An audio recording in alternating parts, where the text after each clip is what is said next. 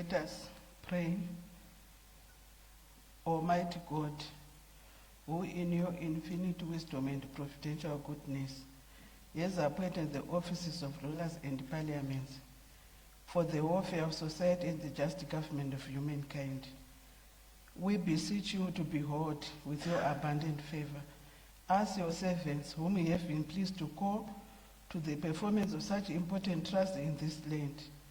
Let your blessing descend upon us here in Parliament assembled, and grant that we may, as in your presence, treat and consider all matters that shall come under our deliberation in so just and faithful a manner as to promote your honor and glory, and to advance the good of those whose interests you have committed to our charge, all which we ask in the name and for the sake of our Lord and Savior, Jesus Christ. Amen.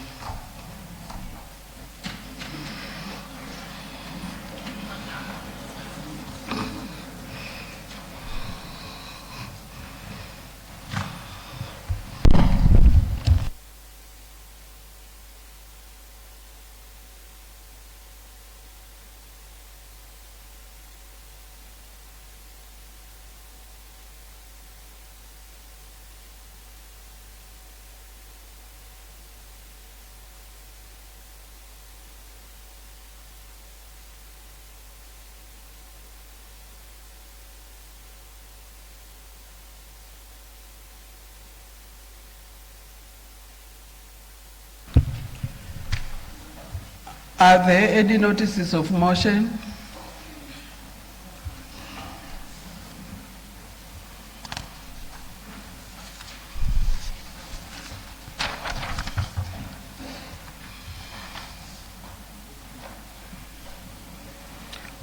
Honorable Mamombe. Thank you, Madam Speaker, ma'am.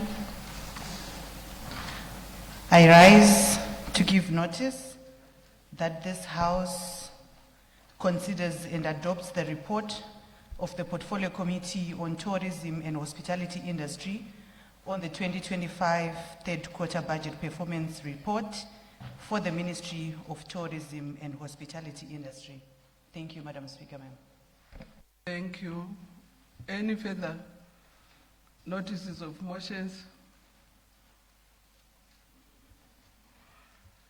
Notice of motion number 1, Honorable Minister of Finance, Economic Development and Investment Promotion. Madam Speaker, ma'am, I move that leave be granted to present the 2026 midterm budget and economic review. This is in line with the prescribed budget process calendar as outlined in the Public Finance Management General Regulations of 2019, published in Statutory Instrument 135 of 2019, as read with the Public Finance Management General Amendment Regulations, published in 2021, and the Statutory Instrument 127A of 2021. These regulations require the Minister responsible for Finance, Economic Development and Investment Promotion to provide the midterm fiscal review no later than the 31st of July. I thank you.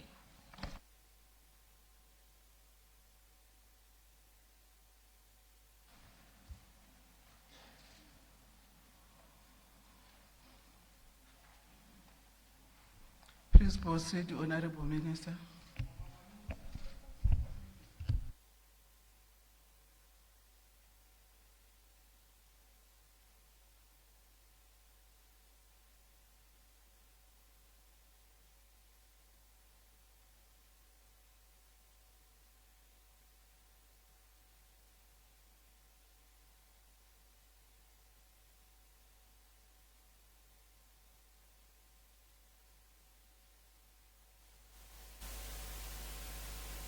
May the Honorable Minister be heard in silence, please.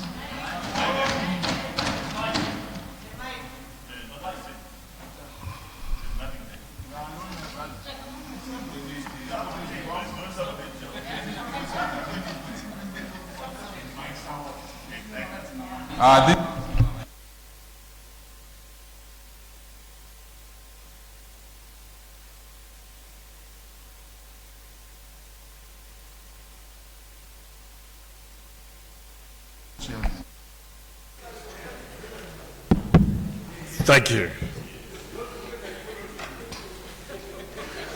Madam Speaker, ma'am, if I may start from the beginning. Today I present to you in this August House the 2026 midterm budget and economic review. The review provides an update on fiscal and economic developments during the first half of the year, as well as progress on implementation of the 2026 national budget. This is anchored on the theme, enhancing drivers of economic growth and transformation towards Vision 2030. Madam Speaker, ma'am, notwithstanding the volatile global economic environment compounded by conflict in the Middle East and in Europe, and the periodic outbreaks of disease such as Ebola virus, for example, and negatively affecting tourism and hospitality industries, the domestic economy continued to show remarkable resilience during the first half of the year. This resilience was underpinned by strong fiscal revenue performance and macroeconomic stability, particularly currency, the exchange rate, and price stability. Significantly, the annual headline inflation in ZiG, domestic currency, decelerated progressively from a peak of 95.8% in July 2025 to 15% by December 2025. During the first 7 months of 2026, annual inflation averaged 4.2%. This is the first time over 3 decades that the country has, attained single-digit inflation in domestic currency, and this is a testament to the congruency, efficacy, and effectiveness of our macroeconomic policy management. Madam Speaker, ma'am, GDP growth for 2026 is projected to moderate to 5%, following a strong performance of 8.3% GDP growth in 2025. The 2026 growth reflects buoyant mineral commodity prices, a favorable agricultural season, and the positive impact of the ease of doing business reforms through the review and the rationalization of regulatory and compliance fees and licenses and permits. Going forward, we anticipate sustained economic growth due to increased investment in both public and private sectors, notably in value addition and beneficiation in line with government strategy under NDS 2, which aims to reduce dependence on primary commodity exports. Significantly, Madam Speaker, ma'am, Zimbabwe is now one of the countries in a distinctly favorable macroeconomic environment, characterized by low and stable inflation, currency and exchange rate stability. Zimbabwe is also among the countries with the highest GDP growth rates on the African continent. As in fact, last year, 2025, we ranked number 2 on the entire African continent. As a result, the country is becoming more attractive to foreign direct investment, particularly in the mining and manufacturing sectors. This, together with engagement and re-engagement efforts, enable the country to make international diplomatic gains, leading to the election of Zimbabwe as a non-permanent member of the United Nations Security Council, UNSC, in June 2026. And we've also just been accepted as a member of the new Development Bank or BRICS Bank this month, July 2026. Let me turn to the issue of budget transparency and effective management of the budgetary process, Madam Speaker, ma'am. The country has sustained progress on enhancing budget transparency, remaining among the top performers in sub-Saharan Africa. Among regional peers, the country ranks 3rd in sub-Saharan Africa after South Africa and Benin. These are the only 3 countries, which is South Africa, Benin, and Zimbabwe, in Africa that meet the global minimum standards score benchmark of 61 out of 100. On the screen, Madam Speaker, ma'am, I've got some slides which I'll be running. Show please slide 2 and 3. Then slide, the next slide, 3. I think someone can hear me, all right. Anyway, we will see the ranking of the various countries under slide 3, which is the next slide. And Madam Speaker, ma'am, we also congratulate Parliament for its role in shaping this budget. That is also taken into account when this survey is done. Let me turn, Madam Speaker, ma'am, to the global economy. Turning to the global economy, the IMF, through the World Economic Outlook, in July 2026, revised downwards the world economic growth projection of 2026. This is from an initial estimates of 3.3% down to 3%. The revision was on account of increasing global risks.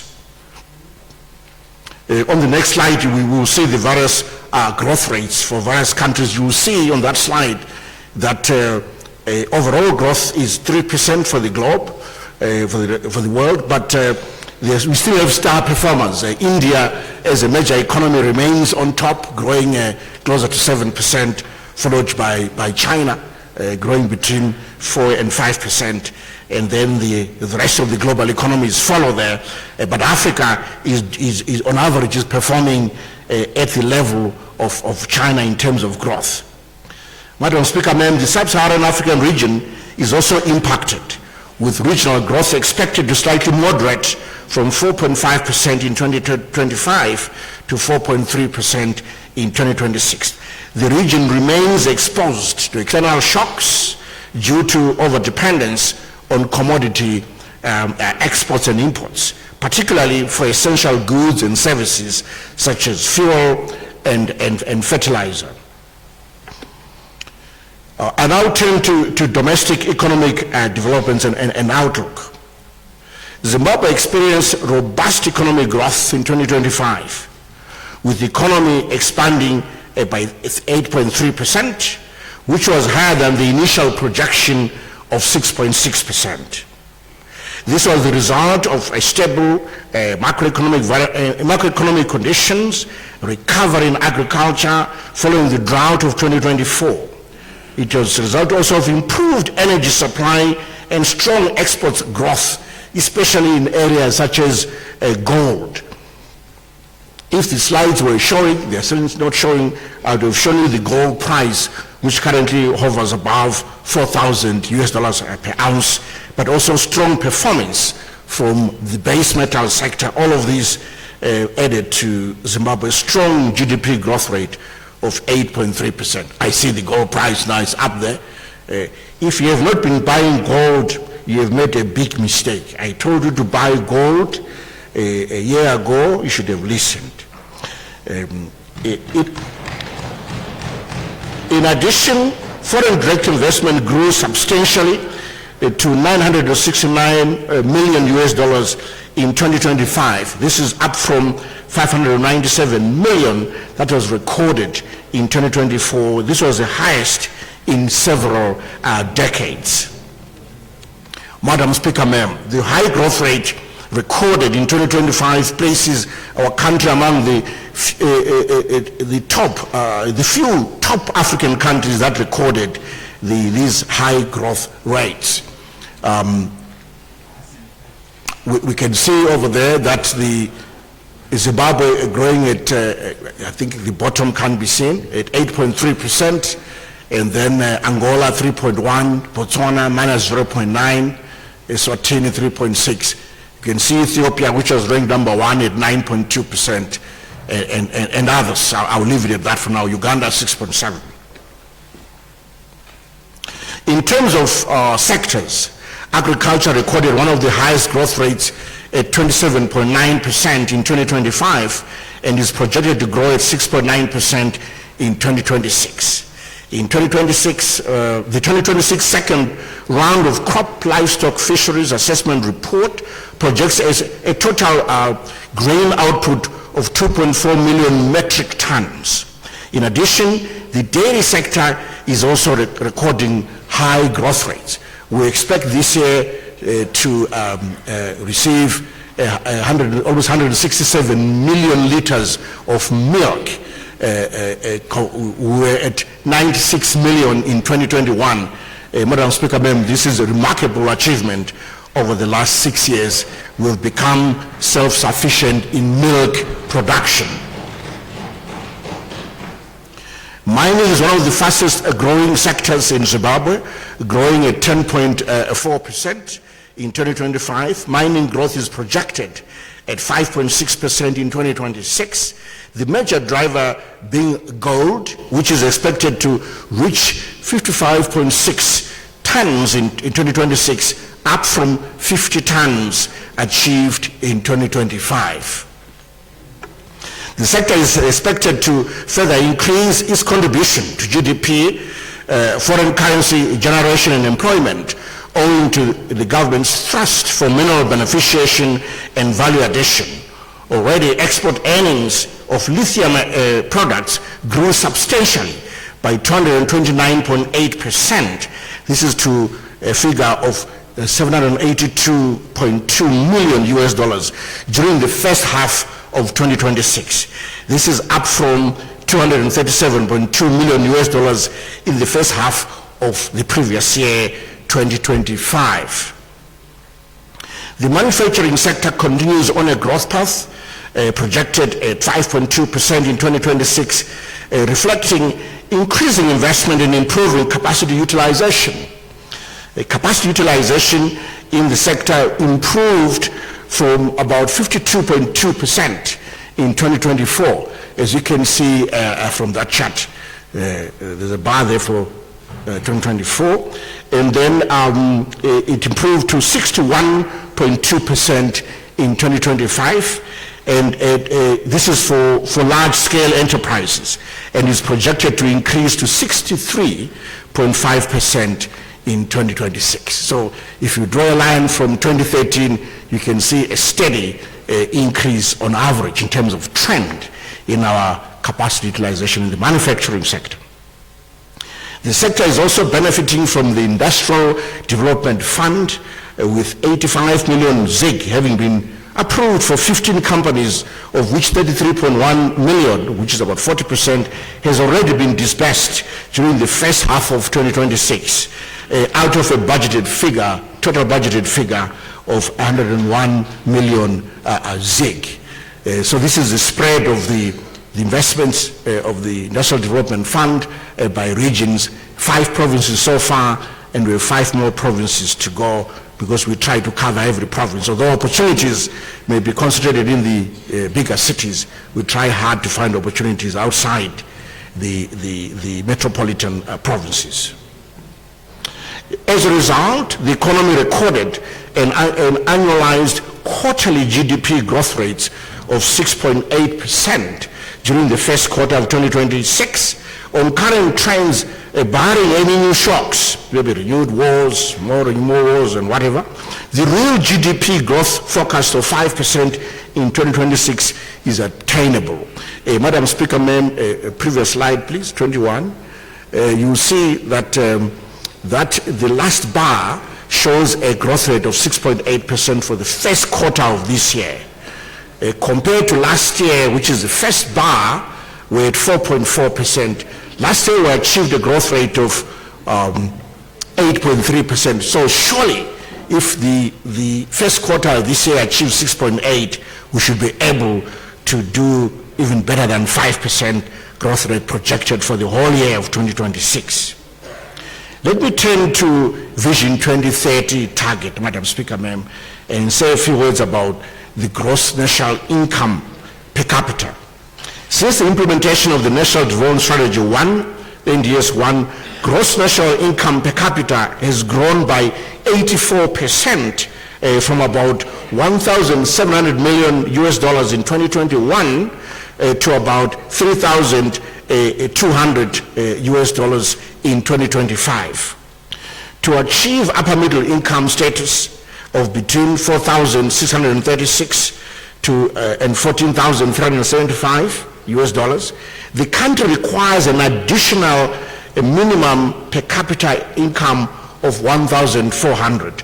This is between 2026 and 2030. Madam Speaker, ma'am, this is achievable. While government has made commendable progress towards the realization of Vision 2030, there is need, of course, to accelerate the implementation of strategies and policy reforms in the medium term to ensure that vision is attained. Let me turn again to inflation developments. Inflation developments during the first 6 months of 2026 reflected a stable and predictable macroeconomic environment, devoid of any inflationary pressures, anchored on prudent macroeconomic management and growing confidence in the local currency, the ZiG. As a result, month-on-month ZiG inflation remained low and stable and well below 0.5%, as that chart shows, with the notable exception of a temporary increase in April 2026 due to the effects of the Middle East war on international oil prices and subsequent increases in domestic fuel prices. Similarly, annual ZiG inflation remained firmly within the single-digit levels during the review period, averaging 4.4% between January and June 2026. In fact, Madam Speaker, ma'am, in the month of July 2026, annual ZiG inflation was 3.2%, the lowest inflation we have seen in decades. These developments show that the underlying inflationary pressures have remained contained and that inflation expectations continue to be well anchored. Let me turn to the external sector, the balance of payments situation. Madam Speaker, ma'am, despite the geopolitical tensions and the international trade disruptions, the country's external sector position has demonstrated remarkable resilience. This is evidenced by the significant increase in foreign currency receipts, which rose by 47.8% rather, to 10.7 billion for the period January to June 2026. So 10.7 billion. And this is compared to 7.3 billion that was received during the same period last year, 2025. And our projecting, Madam Speaker, ma'am, is that by year end, these foreign inflows will be at least 10 billion US dollars. Similarly, the current account registered, this is now we're netting off outflows.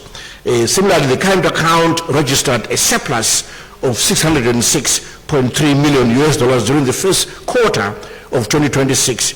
This is from a deficit of 22.5 million that was recorded during the same period last year.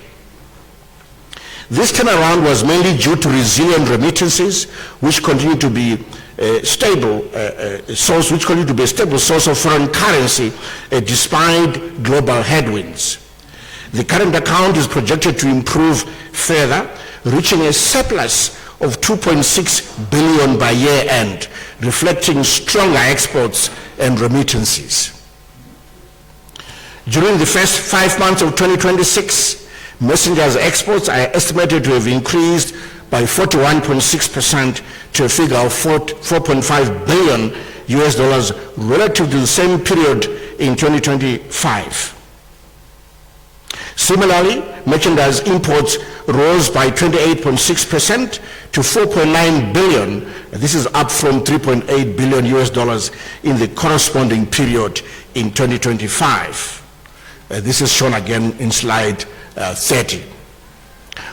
Consequently, usable foreign reserves stood at 1.6 billion US dollars as at the end of June 2026. This is equivalent to about 1.6 months of import cover. And this goes a long way in supporting the stability of the currency, the ZiG. We can see the graph there since January 2024 trending upwards to the 1.6 billion US dollar figure. On monetary developments, Madam Speaker, ma'am, monetary stability has been maintained, with the reserve money expanding steadily at about 20%, with broad money growth expanding by 30.6%. This is from 108.1 billion ZiG that was recorded in December 2025. While the local currency component of reserve money grew by 30.4%, from 5 billion ZiG to 6.9 billion ZiG over the period, the growth is well within the reserve money targets for the second quarter of this year. The restrained growth in monetary aggregates ensures that exchange rate and inflationary pressures are contained in line with GDP growth and inflation targets. Regarding the banking sector and capital markets, as of 31 March 2026, the banking sector was comprised of 382 banking and non-bank financial institutions. The banking sector is safe and sound, with non-performing loans to total loans ratio standing at 3.64%, which is below the 5% global benchmark. So we believe really our banking sector or financial sector is sound. The aggregate banking sector loans and advances amounted to about 85 billion ZiG as at the end of June 2026. Our two main stock markets of bosses, the Zimbabwe Stock Exchange and the Victoria Falls Stock Exchange, traded actively for the first 6 months of the year, as evidenced by growth in market capitalization of the two markets. Let me turn to the 2026 national budget performance. Madam Speaker, ma'am, allow me to turn to the government finances. The improved 2026 national budget, let me take that again, the approved 2026 national budget that was approved by Parliament is anchored on projected revenues of 288 billion ZiG, or 16.9% of GDP. This is against expenditures of 290.9 billion ZiG, which is equivalent to 17.1% of GDP, and the budget deficit target was 3.2 billion ZiG, which is 0.2% of GDP. And we can see the fiscal framework for 2026. I apologize for the small letters and numbers, but yeah, there it is. In terms of budget performance, during the first 6 months, a total of 137.8 billion was collected, while expenditures amounted to 123.6 billion ZiG. This resulted in savings which went towards servicing of public debt and arrears to service providers, with arrears with debt that were to clear using that surplus or savings. The composition of collected revenue was as follows. Value-added tax remained the largest contributor to total revenue collections, accounting for 28.3%. There's a pie chart showing that. 28.3% of total revenues. This was followed by personal income tax at 16.6% of total revenues, then corporate income tax at 13.8%, and finally excise duty at 8.5%. Those were the largest top contributors. Expenditure during this period was aligned with budget expectations, with the MDAs utilizing approximately 42.5% of the allocated budget, an indication that the approved budget by Parliament remains adequate to support our planned programs and projects. We have about 3 tables over there that show the budget performance averaging 42.5% for the period. Let me say a few words about development partner support. The country is expected to receive $350 million in 2026, representing a 30% reduction from the $500 million projected for 2025. So far, during the first half of 2026, the country has received about 144.4 million US dollars. And there we show which areas have been targeted by those receipts. You can see in terms of actual disbursements, health has been the biggest recipient, 105 million, followed by agriculture, 12.1 million, and then the rest follow. Let me turn to social services, Madam Speaker, ma'am. During the first 6 months of the year, a total of 27.2 billion ZiG was expended towards the provision of social services as follows. So for health sector, we spent $9.5 billion, education sector 16.9 billion, ZiG, and then social protection at 832 million ZiG. During the second half of the year, government will accelerate the disbursements towards social services in line with the approved budget, and also to meet the staff monitored program social protection quantitative targets. Turning to the education sector, interventions towards the education sector during the first 6 months of the year amounted to 16.9 billion ZiG, as I've said, and we're focused on enhancing the country's human capital base from early childhood development to tertiary education. I think that is a picture of the Maheche primary school in Mat South. So we continue to support infrastructure development. In this regard, government expended 13.6 billion ZiG on primary and secondary education during the first 5 months of 2026, with the bulk of resources directed towards compensation of employees.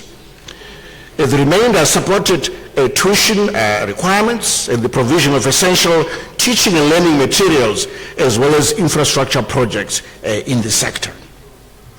The Ministry of Higher and Tertiary Education, Innovation, Science, Technology Development spent 3.3 billion ZiG during the first 6 months of the year to advance the Education 5.0 framework, focusing on innovation, industrialization, and human capital development. What you see before you is the Bindura University of Science Education male residence that was supported. The resources also supported the provision of teaching and learning facilities, as well as decent accommodation at institutions of higher learning.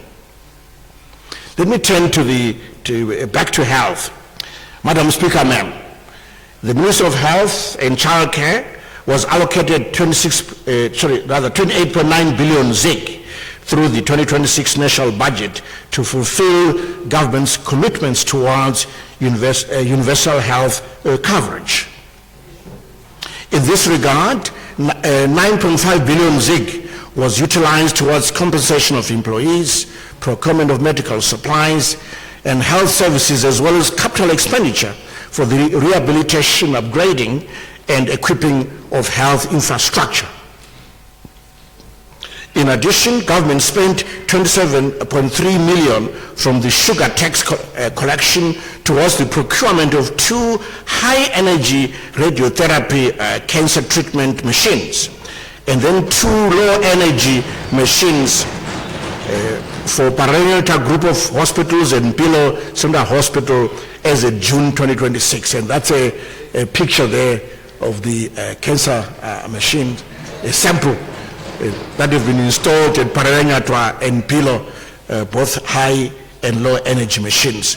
And the program is expanding, Madam Speaker, ma'am, to cover other provincial hospitals so that we can improve access to cancer treatment equipment and services for our population right across the country.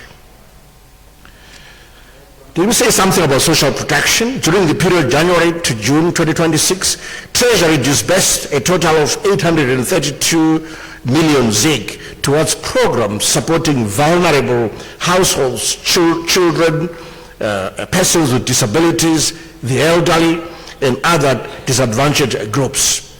Of this amount, 85 million ZIG went towards the BEAM program, primarily to clear some of the outstanding school fee obligations for vulnerable learners in mainstream and special schools.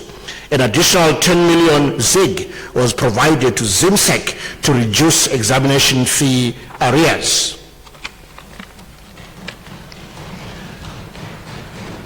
A word about the returnees from South Africa. Government is implementing a returnee reintegration and economic empowerment program aimed at facilitating the orderly reintegration of returnees into their communities, while leveraging their skills, experience, and entrepreneurial capabilities to drive inclusive economic growth. So far, government has responded by availing $4.8 million towards the humanitarian operations to facilitate the safe and dignified return of affected citizens.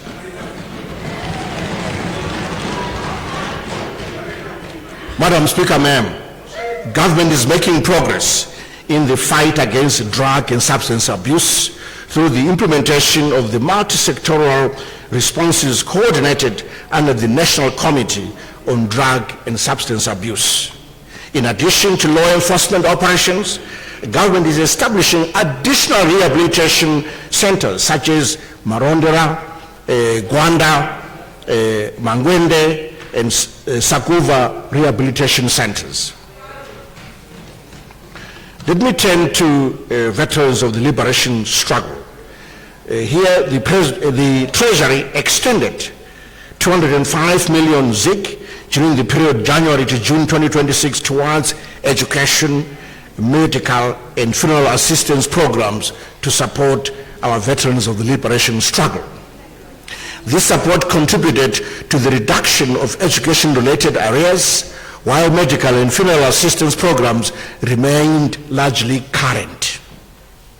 In addition, government will support the National Memorialization Program through the Heritage Fund. This will include the identification, documentation, preservation, and promoting collection of historical records and narratives, as well as the construction of liberation war monuments locally, domestically, and within the region.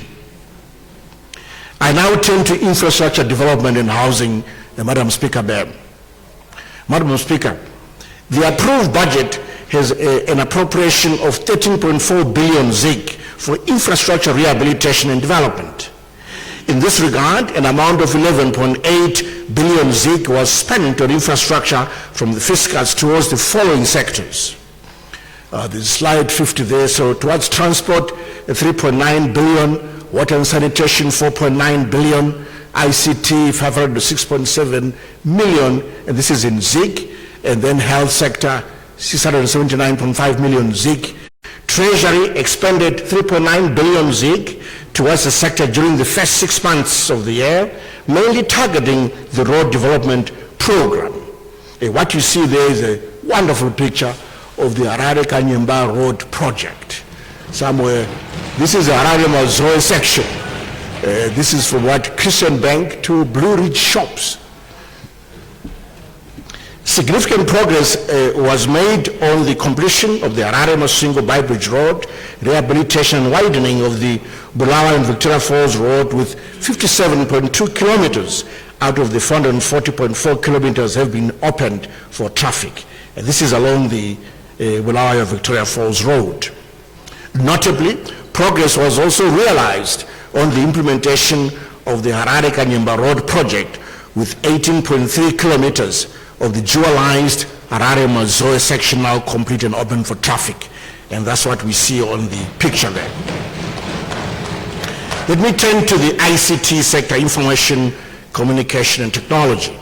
An amount of 506.7 million ZIG was spent from the budget during the period under review towards digital infrastructure for various projects, bridging the urban-rural divide and driving innovation across many sectors, including health, education, and agriculture. Let me turn to water and sanitation. To support water and sanitation programs, 4.9 billion ZiG was disbursed during the first 6 months of 2026, covering dam construction and the presidential borehole drilling program. You can see on the I hope it's visible, now the Gwaishangani Dam is 76% complete, and the Kunzi Dam is 72% complete, and the Vungu Dam is at 46%. I also see Semwa Dam at 46%. We did say we want to prioritize the first two, Gwaishangani Dam and Kunzi. That's why they're receiving more resources than others. But once we start impounding water by year end for these two dams, will then increase the resources towards the other dams.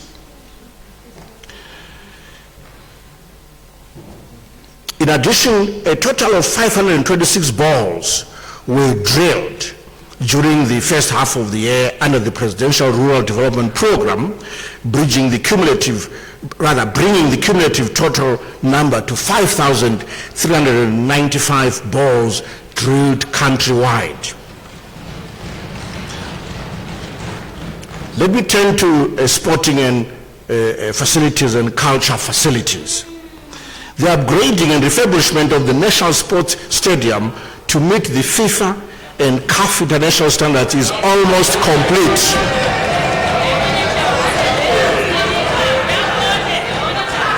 Already, a test match to assess the readiness of the National Sports Stadium inspection by FIFA and CAF was played on the 31st of May 2026. This was between our PSL. Honorable Makubire, order. Makumire.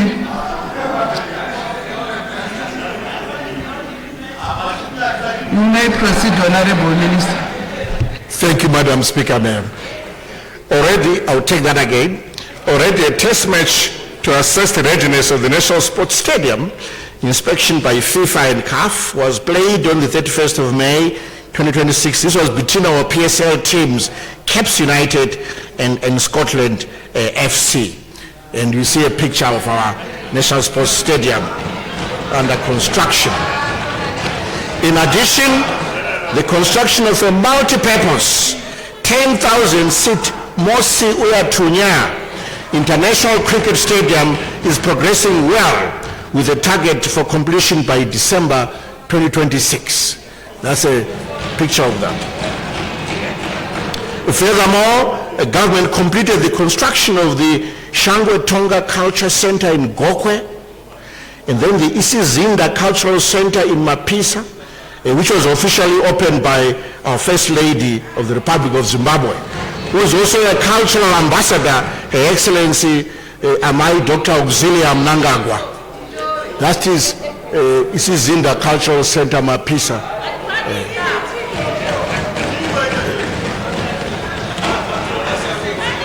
I now turn to housing development and public works, Madam Speaker, ma'am.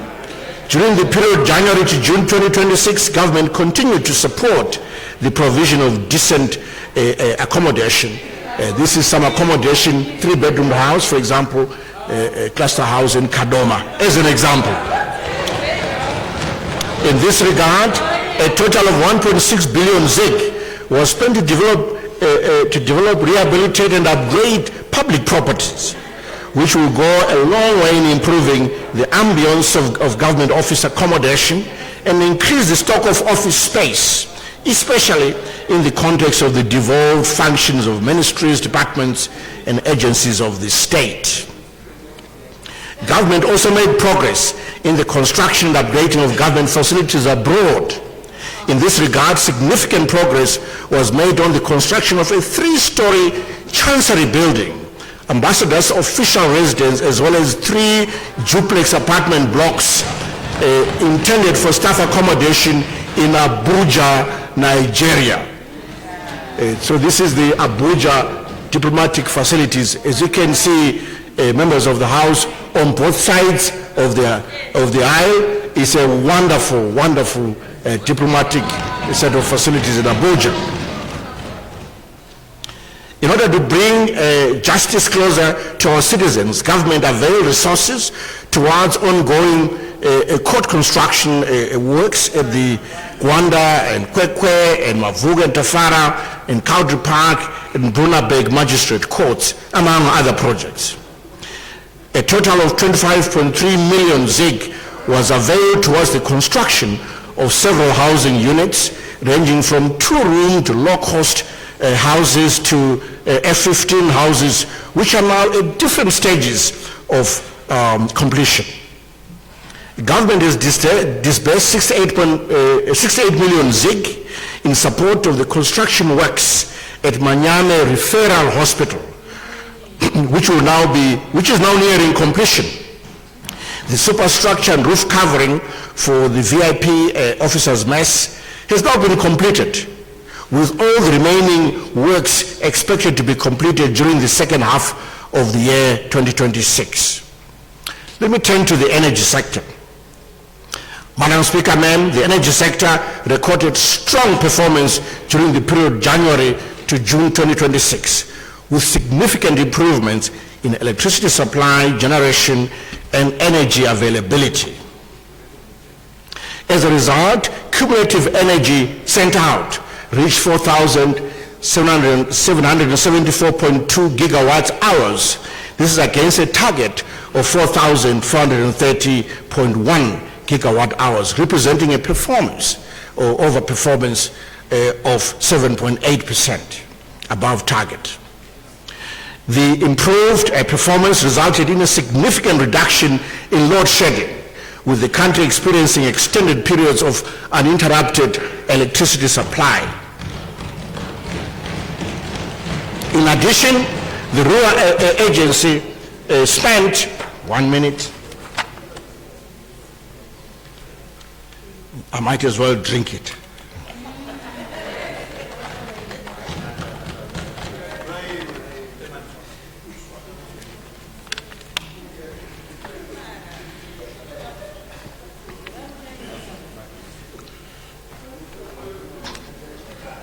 In addition, the Rural Agency spent $13.8 million equivalent towards electrification, solarization, and construction of biogas digesters in rural areas. This enables the completion of 264 grid energized projects across 8 provinces, benefiting 88 primary schools, 55 secondary schools, 63 rural health centers, among other projects. We can see that on slide 58, Madam Speaker, ma'am, 264 projects, and primary schools have really been well supported. In fact, all schools, frankly, and health centers have been well supported. Let me turn to our public debt situation. The level of the country's public and public guaranteed debt increased from 580.9 billion ZiG at the end of June 2026. This is from 566.8 billion ZiG at the end of December 2025. But in US dollar terms, really our debt remains flat at about 21.7 billion US dollars equivalent. Government external debt service payments amounted to $170 million during the period January to June 2026. This is towards the servicing of active loan portfolios, legacy debt, and token payments to our creditors. In addition, domestic debt service payments totaled 15.3 billion ZiG. Treasury also mobilized 6.7 billion ZiG through treasury bills and domestic loans. I now turn to the outlook to year end, Madam Speaker, ma'am. The performance of the budget during the first half of 2026 has been within the approved targets, with budget utilization at around 42.5%. This reassures us that the current approved budget remains adequate to cover planned programs and projects through, right through up to the end of the year without the need for any supplementary budgets. Though the domestic economy faced challenges such as the Middle East war, which led to some deferment of fuel taxes and revenue losses exceeding $74 million, government is prepared to make strategic adjustments where needed, including realigning expenditures in preparation for the forthcoming drought season. Let me say a few words about the preparations for the 2026-27 farming season, Madam Speaker, ma'am. Madam Speaker, preparations for the 2026-27 agricultural season are already underway following government approval of the 2026-27 summer crops, horticulture, fisheries, and livestock production plan by Cabinet.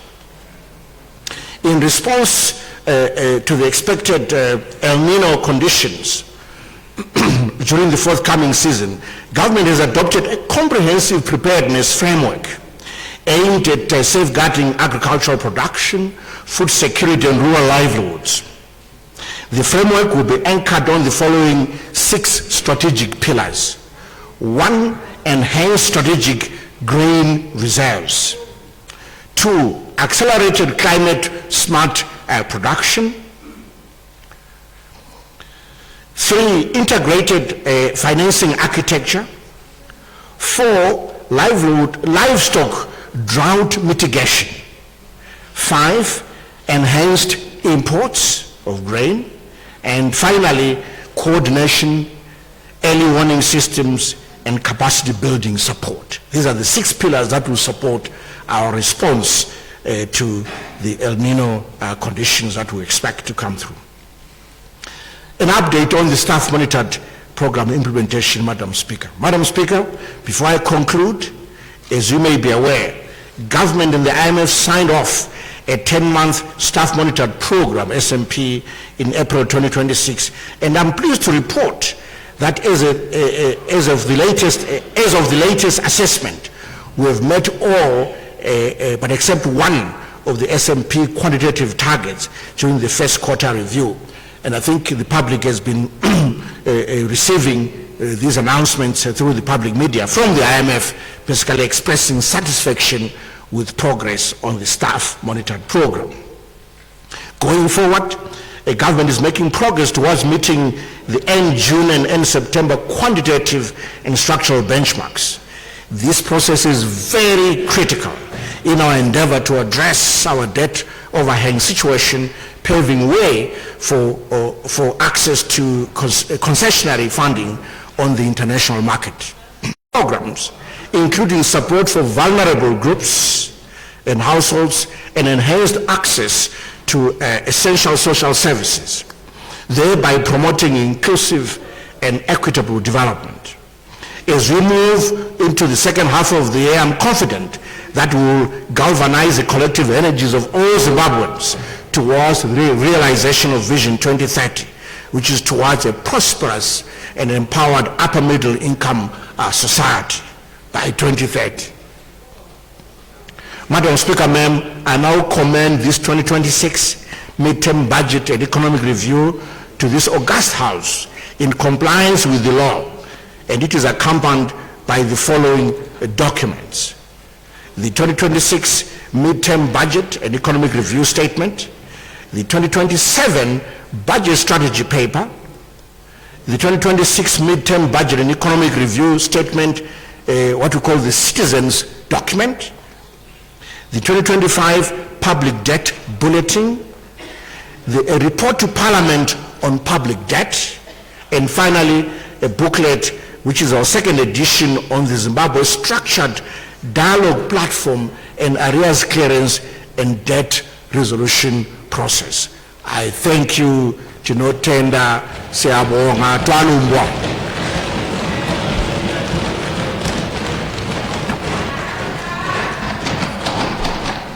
Thank you, Honorable Minister.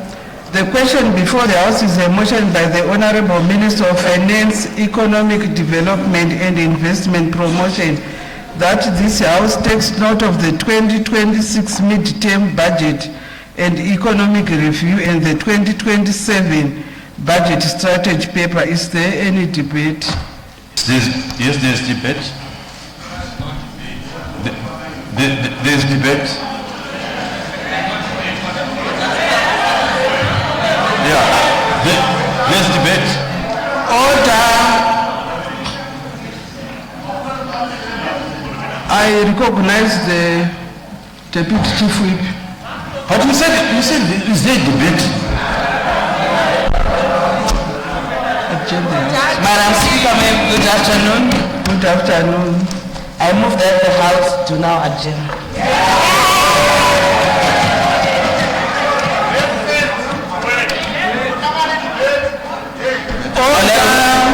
My apologies, I move that the debate do now adjourn. It has been moved that the debate be now adjourned. Is there any debate?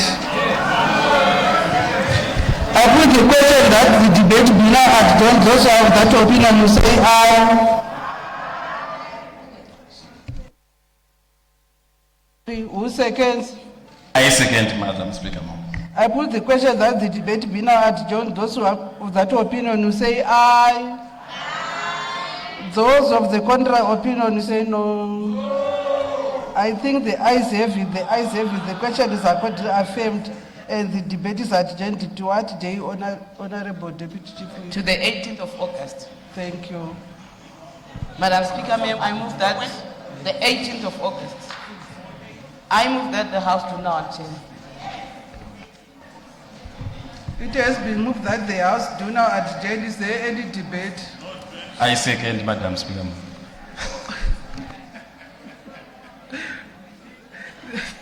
Thank you, Honorable Moyo. It has been moved that the House do not adjourn. Is there any debate?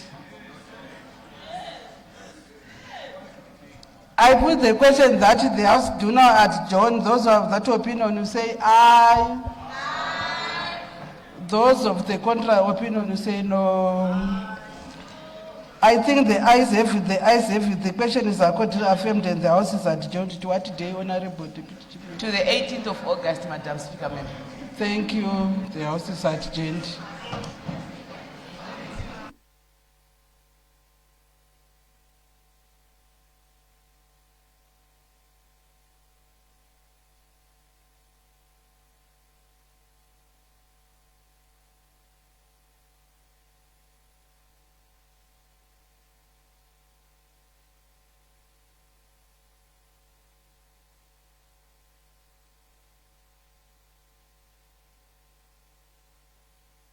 Order.